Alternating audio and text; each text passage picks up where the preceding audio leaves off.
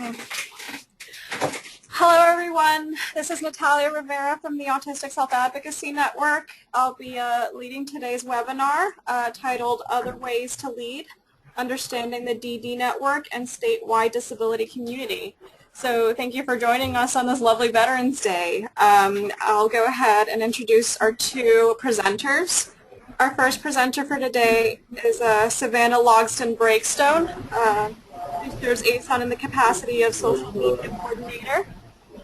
Savannah has notable experience directly working with DD networks in the state of Pennsylvania, and she'll be presenting on how DD networks work at the state level. And then next we have a wonderful self-advocate, Julianne Petty. Julianne also works as a project trainer at Partners for Inclusive Communities at the University of Arkansas, and she will be presenting on inclusion of self-advocates. So I'll go ahead and get started with Savannah. Hi, as Natalia said, I'm Savannah, and we're going to talk a little bit about how the DD networks, the developmental disability networks, work on the state level. Quick overview. Okay, next slide. So the network is composed of 3 different programs created under PL 106-402, the Developmental Disabilities Assistance and Bill of Rights Act. You might also hear it called the DD Act. The network is composed of 3 different partners. You have your state councils, your protection and advocacy organizations, and the University Centers on Excellence, which the abbreviations you might be familiar with might be, for State Council, the DDC, or something similar to that in your state. Protection and Advocacy is often referred to as a PNA, and the University Centers on Excellence are often called UCEDs. Okay, next slide.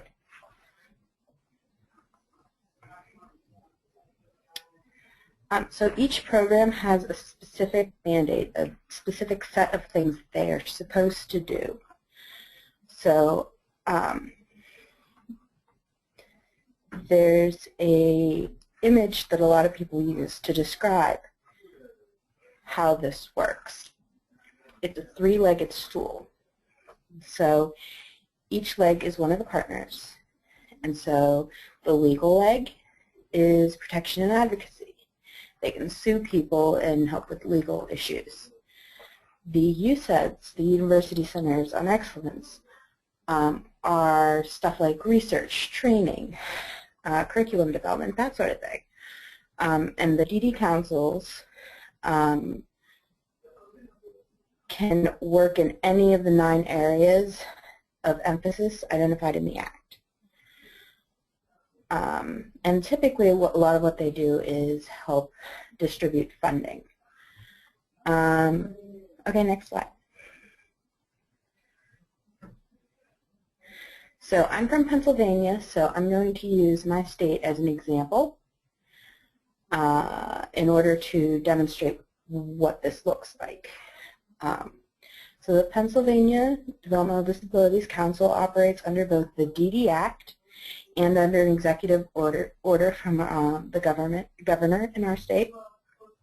The Disability Rights Network of Pennsylvania is the designated protection and advocacy entity. Oh,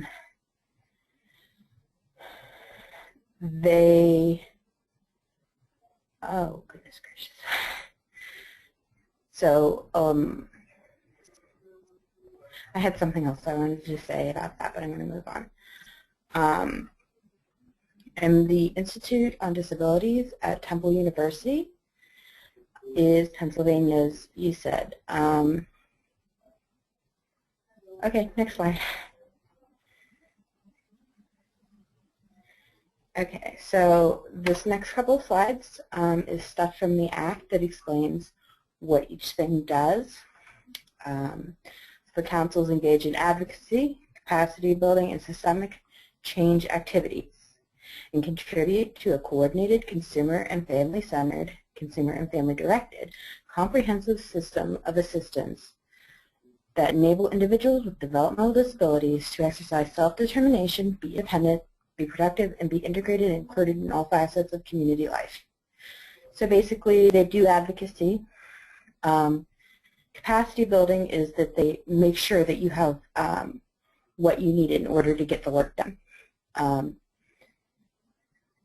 Systemic change activities are talking about we have a system in place, here's how those things need to change, instead of talking about on an individual case-by-case basis.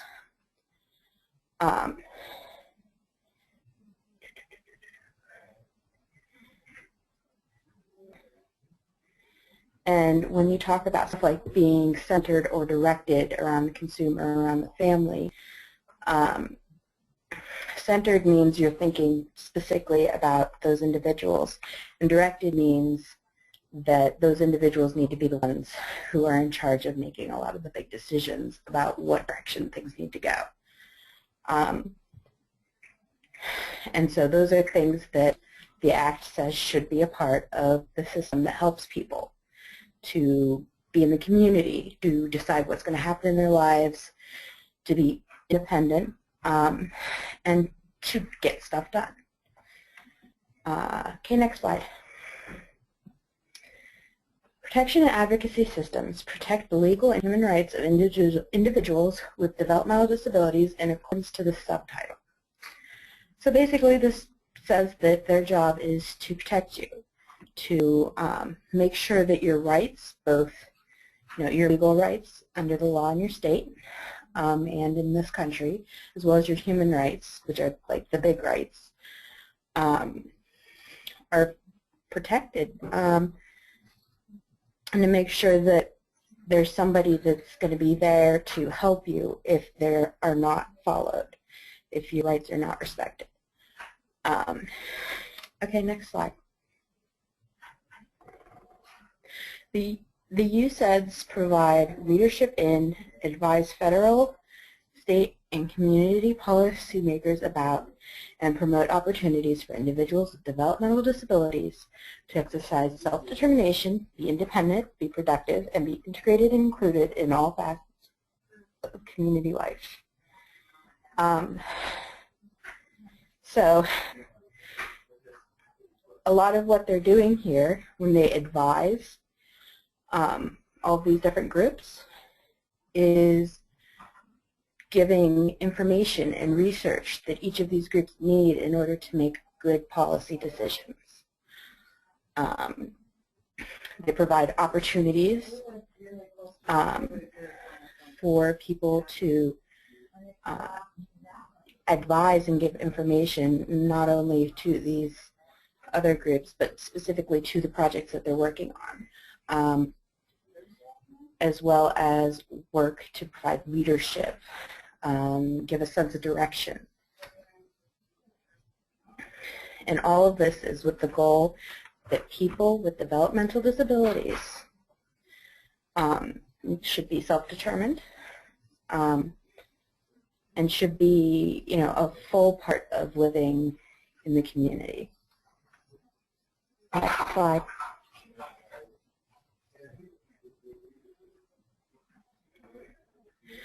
Okay, so one of the big things is collaboration. When we were talking about that three-legged stool, part of what they're doing is to support the goals of people being able to access living in the community and the issues that might come up in that process. So when we work together, when we collaborate, we can get a lot more done than just focusing on the legal aspect or just focusing on the research.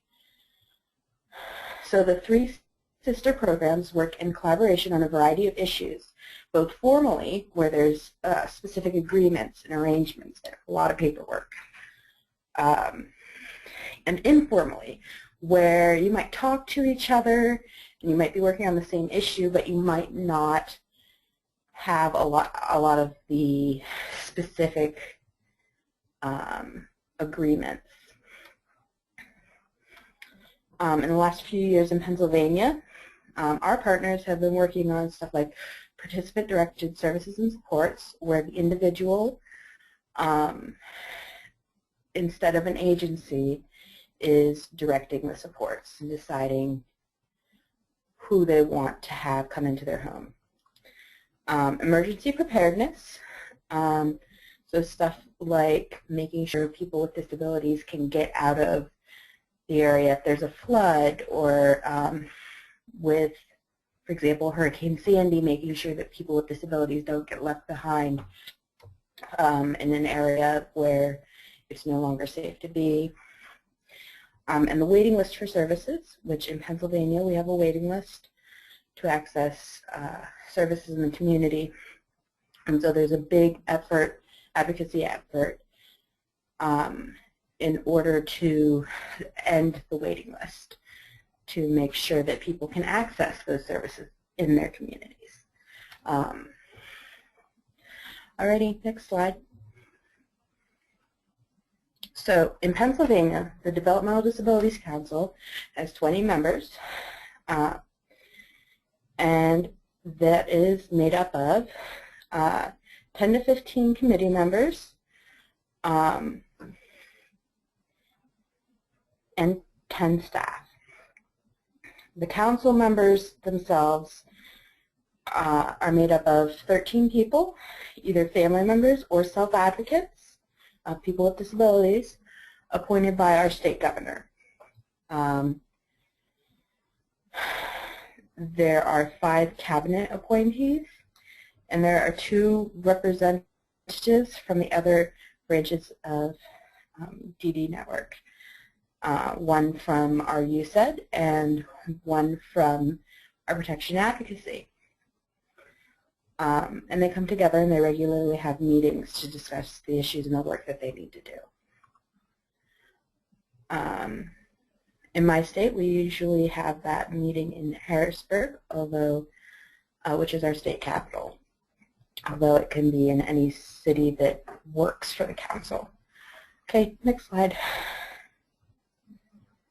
Oh, I think that might be the end of my slides. So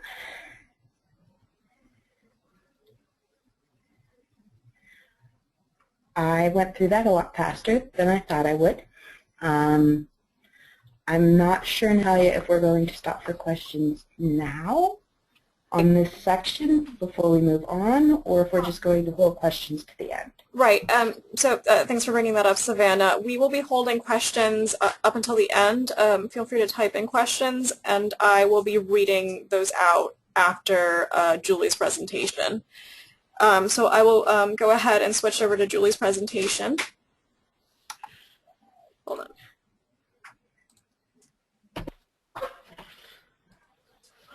Just give me a second.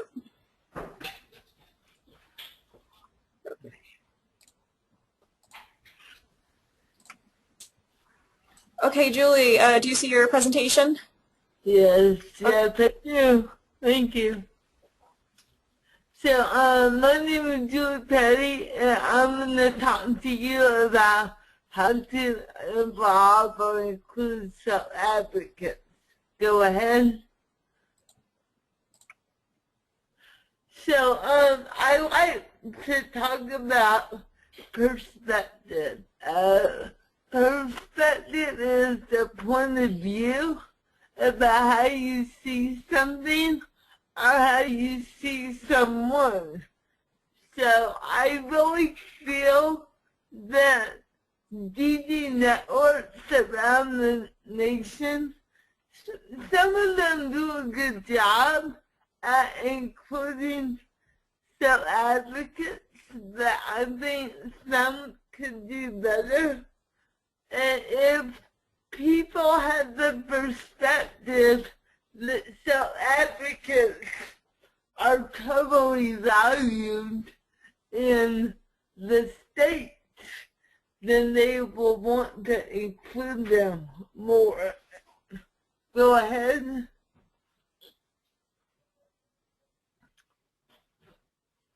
So, why is it important to include self-advocates? Because Savannah was talking about the DD network and the DD Act, and it would not be a DD Act or DD network if it wasn't for people with developmental disabilities. So all of the policies that are being discussed in these organizations are talking about our lives, so we should be included to say what we need and what we want. And just because I have cerebral palsy, I might not need the same things that other people with cerebral palsy need. So it's very important to get a diversity of self-advocates included in the DD network. We need to come together and work together, and you know what? We're probably not always gonna agree, and that's okay, but we want to help make our lives better. We really need to be included because we do not want other people speaking up for us, like somebody might have a degree in disability studies, and that's okay. That person might have a lot of knowledge, but like I said, it's on an individual basis on what we need to make our lives better. So we want to help you help us and support others to make our lives better. Go ahead. So there have been a lot of changes around the nation over the years, and I feel none of these changes or goals will be achieved just because we say they should, because it's so advocates and all of the leaders that we have to improve our own lives and to help improve the lives of others. I hope when I advocate for myself in my community, it will help improve the lives of other people with disabilities. And getting back to perspective, no matter what your disability is, I feel like we can all be a leader in our own lives. You might not want to be a leader that goes to march on the Capitol, but you might want to be a leader. Hopefully, everybody will be a leader to decide where they live, decide what they want for dinner, even as simple as that. So advocacy is a way for us to improve our lives. And we can't do this alone. This is why we have the allies and advocacy meetings around the nation 2 years ago. So we need to work together. I cannot stress that enough. Go ahead. So how to support self-advocates? First of all, I don't know who all of the attendees are on the line or who will listen to this later, that if you are part of the DD network, I encourage you to hire people with developmental disabilities on your staff. I work full-time for my university center here in Arkansas, and we have other employees with disabilities. Can you go back, Natalia? Thanks. So, and also, Savannah was talking about the people with DD on the DD councils. I know the PNA has a board of directors, so making sure you include self-advocates on your board of directors in your advisory panels, advisory committees. But when you do, don't do it just so you have a number, so you can check the box. We have someone with DD. When you have someone with DD, ask them how they can best be supported to be included in the meeting, to be able to get their input, make sure they can even get to the meeting, make sure they have the information to be included in the discussion. And, you know, the best way to find out how to support people is to ask. So, go ahead. And then we talk about what can others do, and the picture I have is the final report that we have from the Allies and Self-Advocacy meetings. I encourage people to go look at that.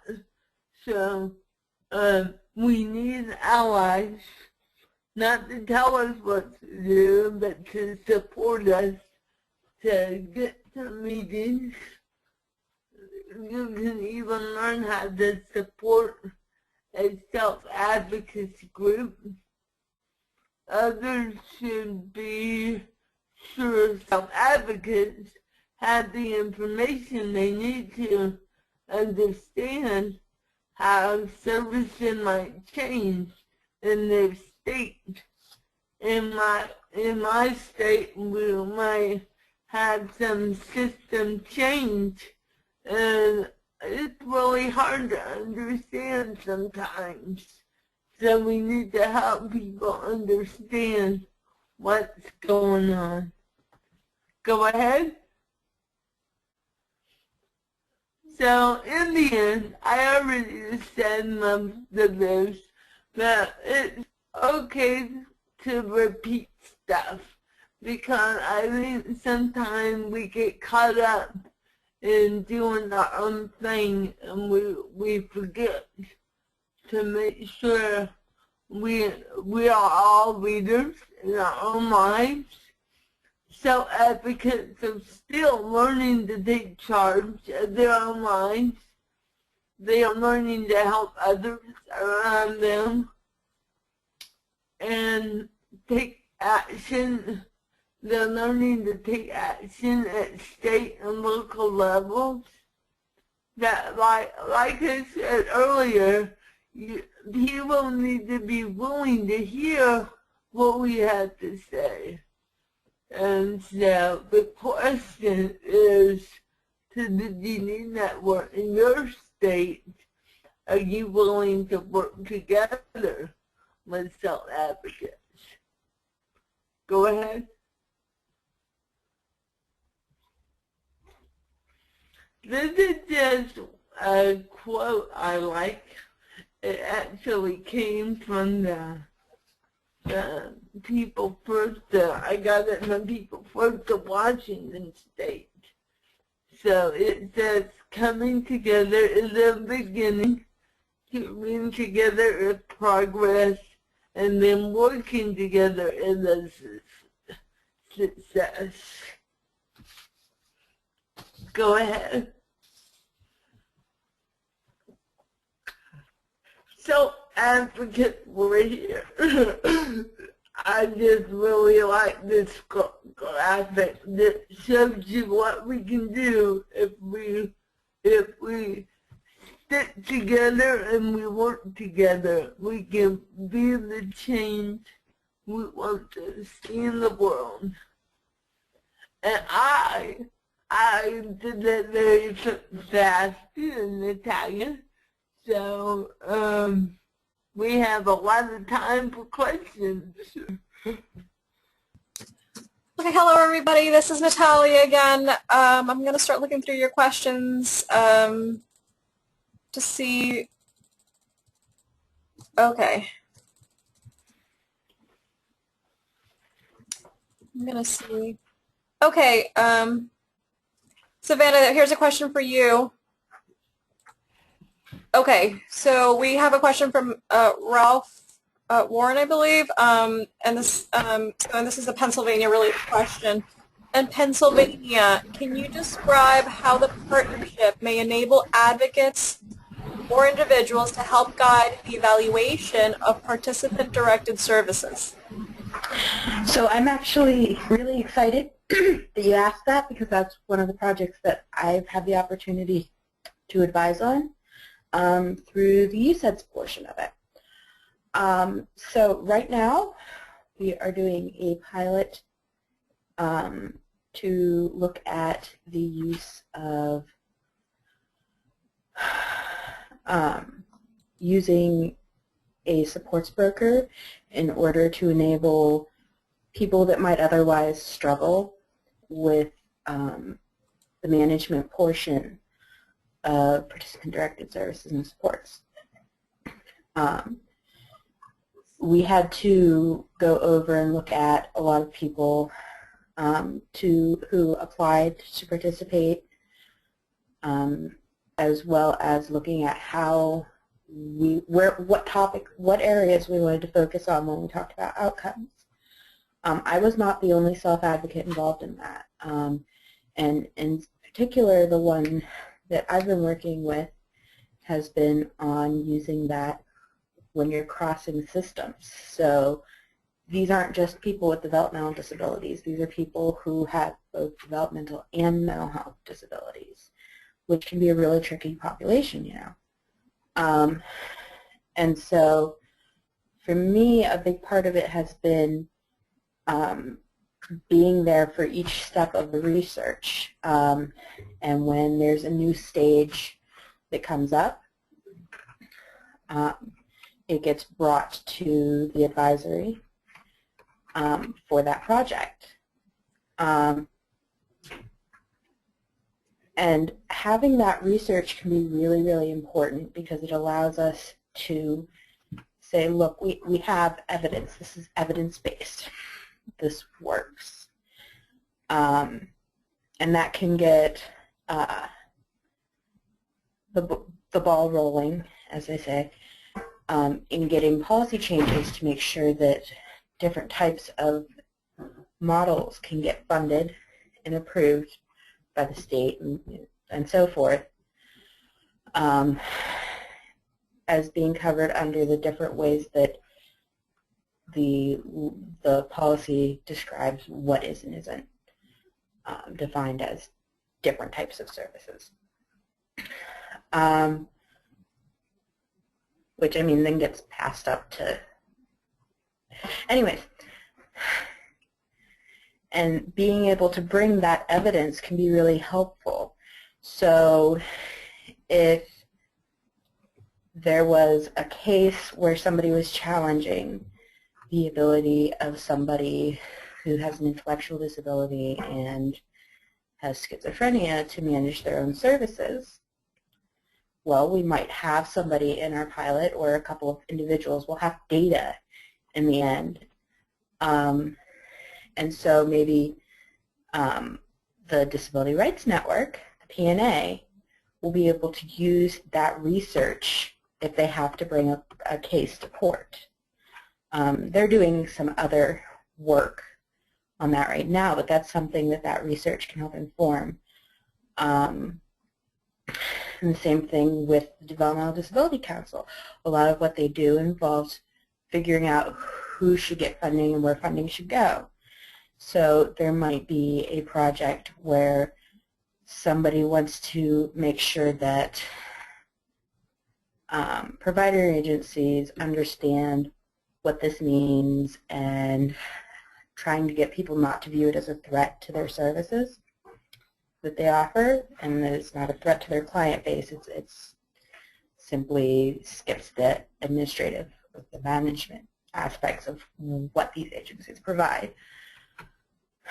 And so they might say, okay, well, we have this research that says what impact this has on who these individuals are deciding to hire, how they're hiring them. So that can help us to, fund something like curriculum development, which might then get bounced back to the USED depending on who gets the funding, in order to make sure that we have a less hostile environment for promoting participant-directed services and supports. There's lots of ways that they can work together in doing that. So yeah, yeah. Okay. So can I go? I know that I was a little bit USED heavy, so. So I think Savannah, you were already starting to talk about this a little bit, but this next question, how can we mandate that the DD network hire people with disabilities? So there are some rules already in place, state by state. Mandate specifically refers to like being in the rules and being in the law. Like we can push to have policy change to have different proportions. There's already some stuff out there, and I'm not a lawyer, so about things like making sure that there's a certain percentage of people with disabilities that are hired. Most of the DD networks, and I'm not sure if it's mandated already in the DD Act, have to have people with disabilities on the Developmental Disabilities Council. And for the most part, the PAs, the Protection and Advocacy organizations, are supposed to have people with disabilities on their boards. I know from my experience in Pennsylvania, a lot of the people that I've ended up working with to consult on other projects have been people with disabilities. But basically, it's about pushing. It's just like it is with any sort of policy advocacy or even legal advocacy. You have to keep looking for opportunities that fit your advocacy style and the current environment, where you can say, look, this is important. It's stakeholder involvement is what it is. That's the key term to use, stakeholder involvement. They like that. They like having that terminology thrown at them. Join is what I'm talking about. And having that perspective, there's research out there that they can access, not just like in the developmental disability world, but in general when you're talking about project management and effective organizing and even effective business models, of having stakeholder involvement and how going from no involvement to having that stakeholder involvement can improve how effective, as well as, in some cases, how efficient it is to do the work that you want to do. Because you need to know what is working and what isn't from the perspective on the people of the ground. I also end up with a lot of user dissatisfaction or people complaining. They don't like it when they have a bunch of people complaining to their helplines. I mean, that's what the helplines are. And if the numbers go down there because of people actually, not needing extra help to navigate stuff, well, then that ends up looking good for them. It can also it's really important to keep looking for opportunities to push that are appropriate to what your specific advocacy skills are, because there are so many different ways to advocate, so many different ways to be effective. And yeah. Okay, I think Julie wants to say something now. Yeah, I'd like to comment. I don't know the answer to how to get it mandated to hire people with disabilities, but like Savannah was saying, they do have certain mandates on how many people have to be on their boards and councils. But my advice to anybody would be, if you want to work for a DD network organization, you just need to go ahead and put yourself out there and tell them your skills and what you could offer their organization. Yeah, and I'm not sure about in other states, but I know in my state there's something called a sunshine member, where you can show up at some of the Developmental Disability Council meetings. You won't get a chance to say anything except for at very specific times, but you'll be there. You can listen to what's going on, keep yourself informed, and what you end up doing is you end up having people recognize you. They say, oh, well, this person seems to want to get involved with stuff. This person, you know, seems like they're up to date because they've been listening to all the stuff that I want to do. I have this project I want to bring them in on, or PNA is looking for a new board member, or the USET is working on this research project and needs somebody for their advisory. So I mean, that could be an opportunity to do exactly what Julie's saying and put yourself out there. Yeah. Do we have more questions, Natalia? Yes, we do. And actually, the next question is meant for both presenters. So we'll go ahead and start with you first, Julie. So this next question is, could both presenters give some specific examples of a state self-advocate organization that helps people with disabilities share information on a web discussion board? That's a great question. I don't know if I have an example of that. A lot of I'm from the South, so some people in the South don't have a lot of access to the web, so I'm going to give that over to Savannah. Savannah, do you have an example? I don't have a great example, but I have some examples of reasons why somebody might be having trouble with it. So on the state level, I do a lot of work with an organization called Self-Advocates United as One, which is a self-advocate group. And we end up having to send out snail mail, paper mail, to reach a lot of self-advocates. Part of this is because of the issue of rural connection. There are areas in Pennsylvania where you can't get internet, or you can't get high-speed internet. There's a lot of places where telling somebody to log into Facebook is laughable. A lot of people don't really realize that Pennsylvania is mostly rural and a lot of it is mountainous. So there are serious issues if you have large parts of your state that are rural, with even just being able to get on the internet for anybody.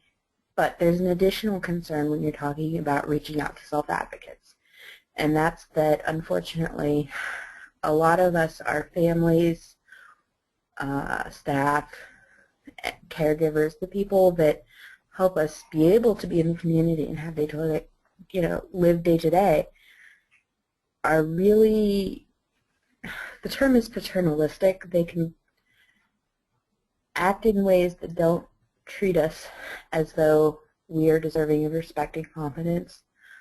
or that we're deserving of being able to take risks, which is a really uncomfortable place to be in, but it's a place where a lot of self-advocates are in. So a lot of people end up in a position where they don't have internet access, not because there's no internet in their area, but because either directly,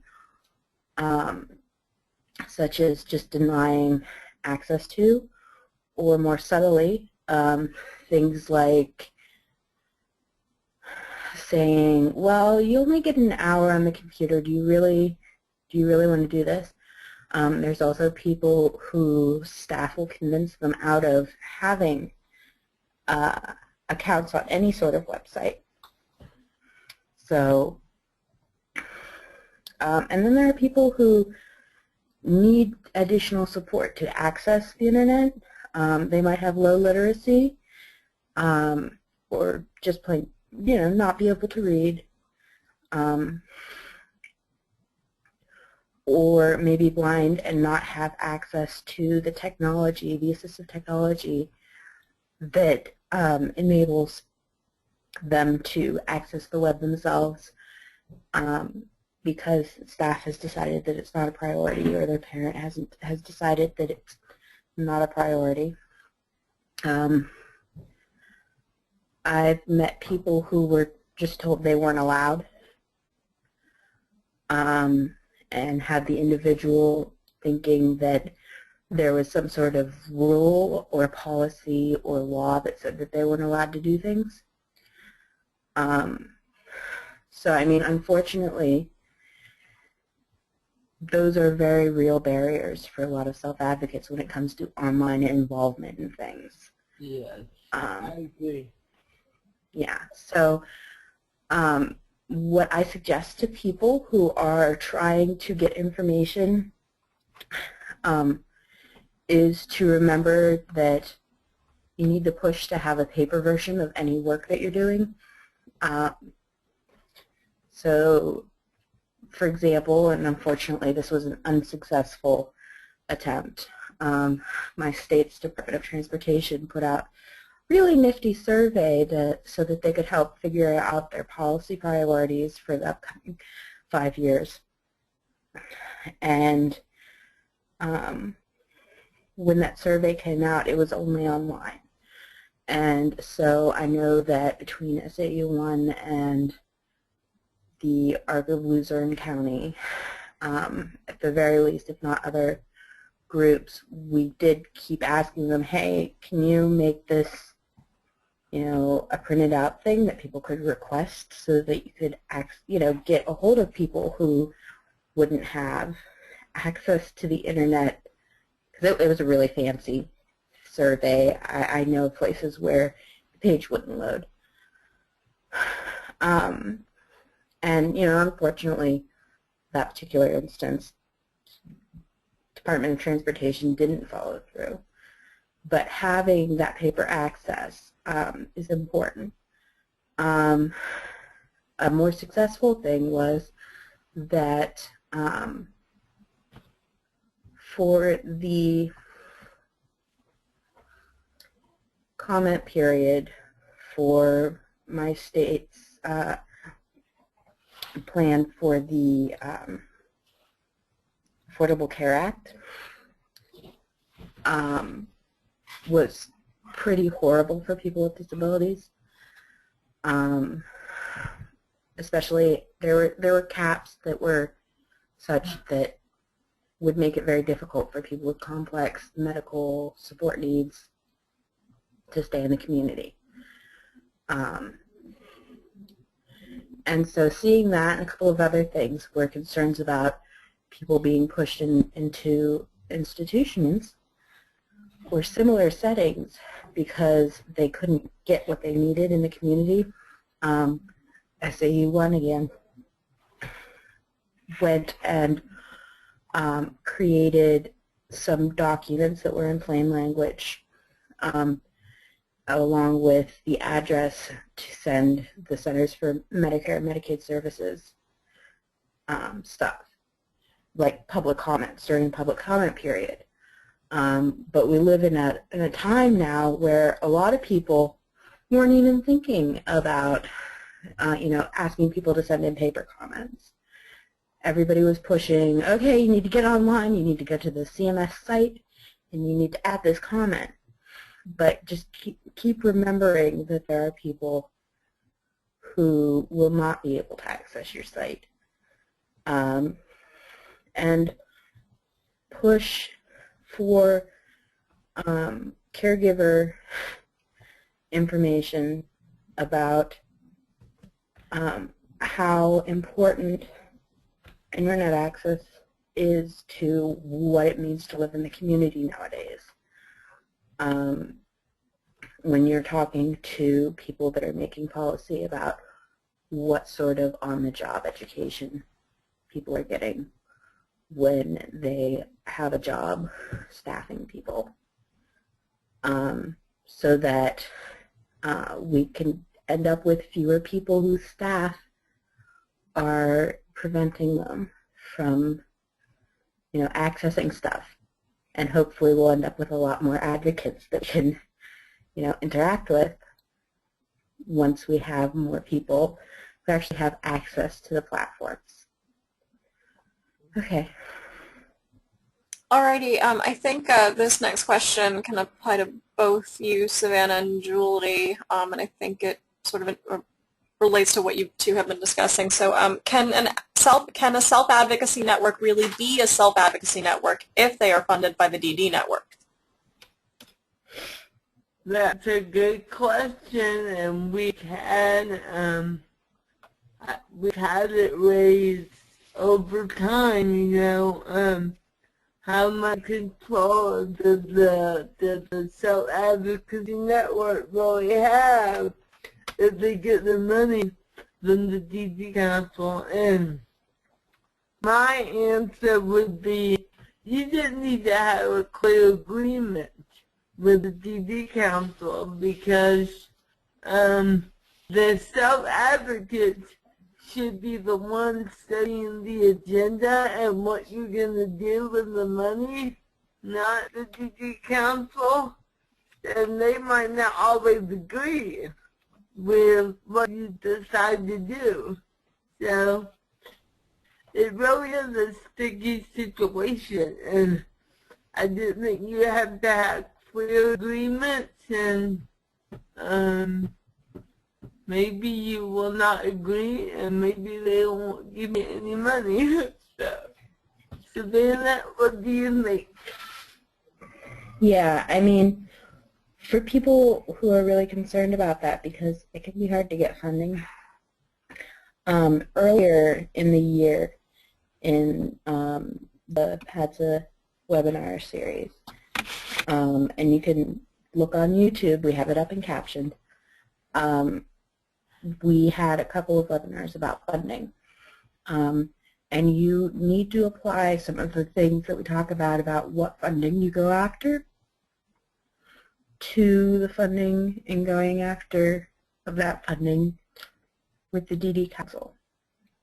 You need to really think about what it is that you're going to fund with that specific money when you go to the DD Council. And you need to make sure that you spend a lot of time going over any agreements or contracts to make sure there isn't anything that you don't agree with in those contracts before you sign it over.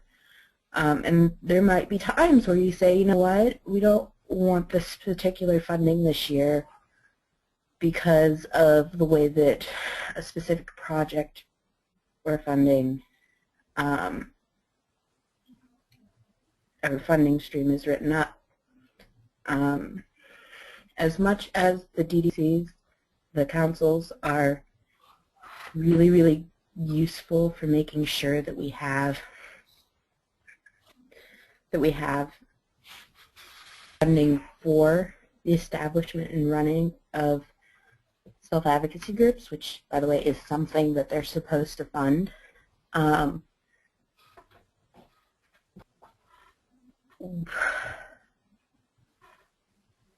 We need to sometimes treat them just like any other funder. um, and really think hard about what we put down in paper we are willing to do for that funding. Okay. Okay. Next. Okay, I guess that's some way to phrase a couple of the questions that I've been getting. They've been referring to, maybe, for instance, an autism mom who is concerned about the harmful effects that a vaccine may have and just perpetuating these stereotypes about developmental disabilities, and the concern that that kind of person can have a lot of control within the DD Council. How can self-advocates deal with that situation? So,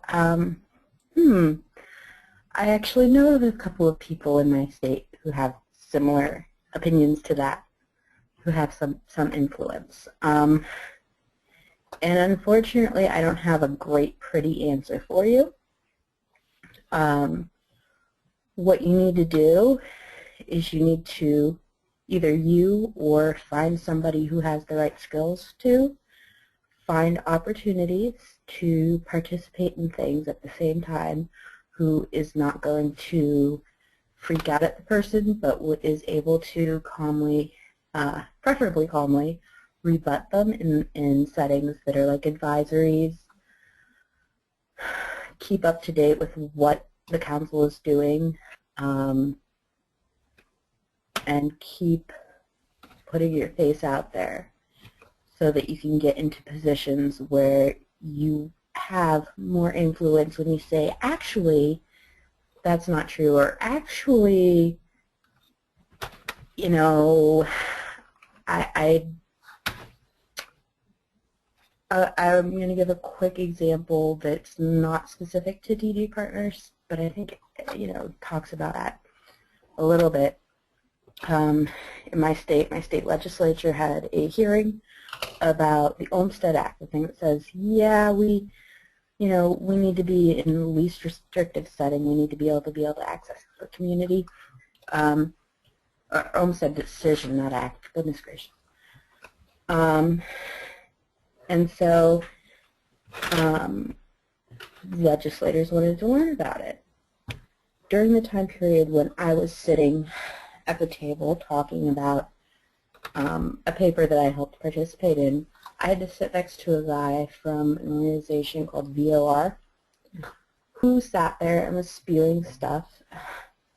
Sorry if that's biased language, but he was spewing stuff, basically trying to make it sound like the decision meant the opposite of what it actually did. And so being able to sit there and just calmly tell them, you know, okay, well, this is what the Olmstead decision actually says. These are the things that, you know, we've done to make things happen. This is what the research says.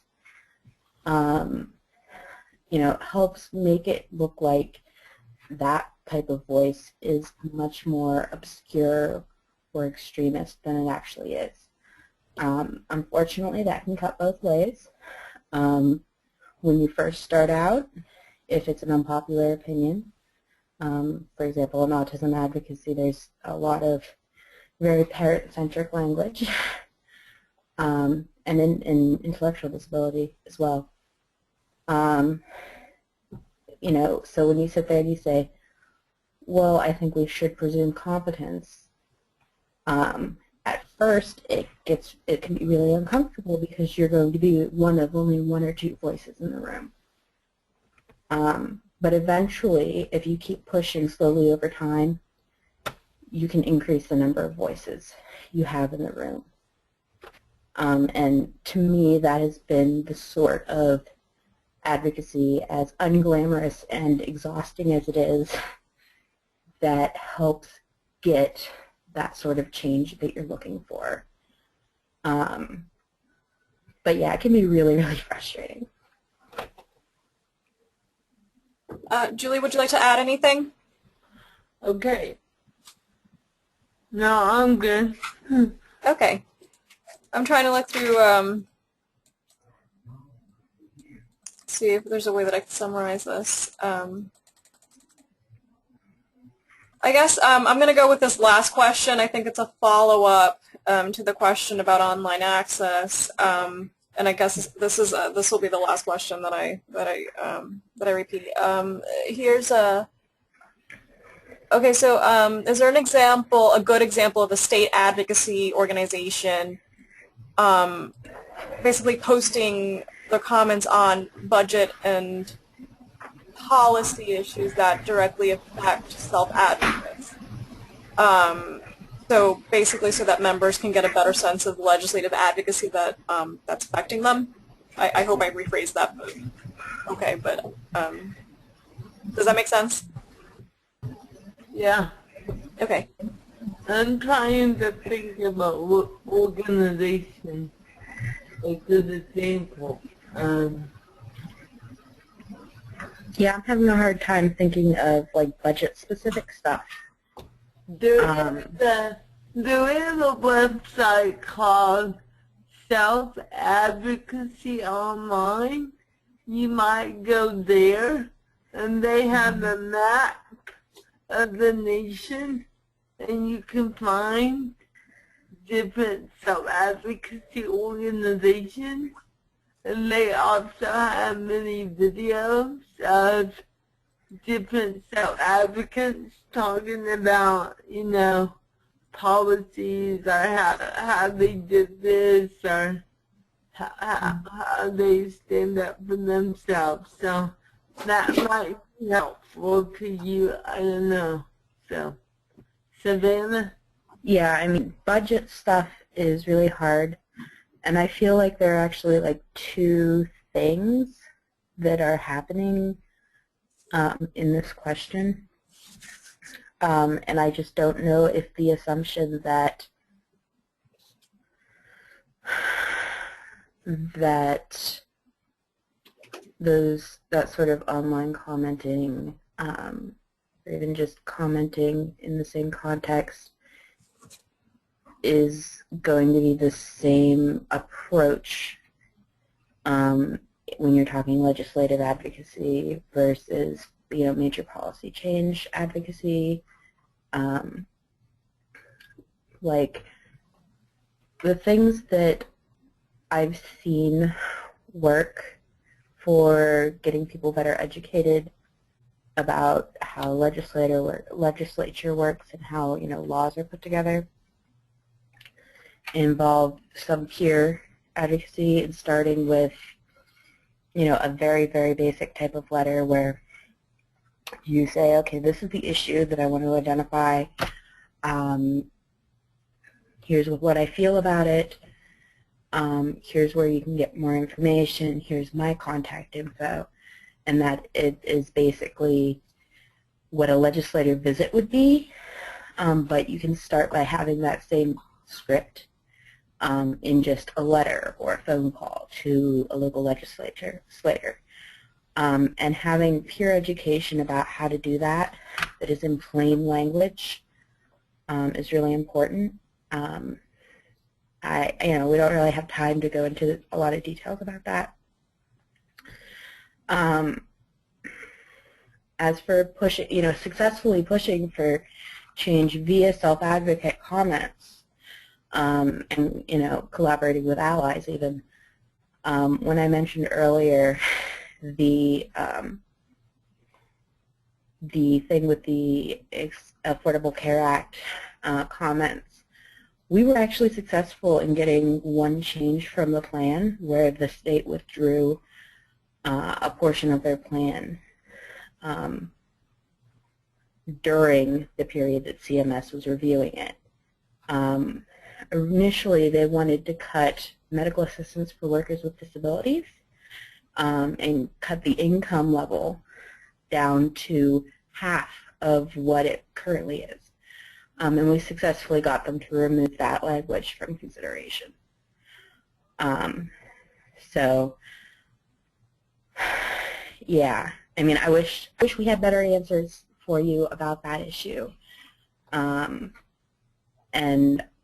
you know, there are resources out there about policy advocacy, and a lot of it's going to involve, or legislative advocacy, and a lot of it's going to involve making sure that you make that information accessible to the people that you're trying to reach. So, yeah, okay. Thank you very much. Okay, Julie, do you want to add anything? No, thank you for having me today. Okay, thank you to both of our presenters for presenting this webinar. We're very grateful, and thank you all for participating. You all take care. Bye. Bye.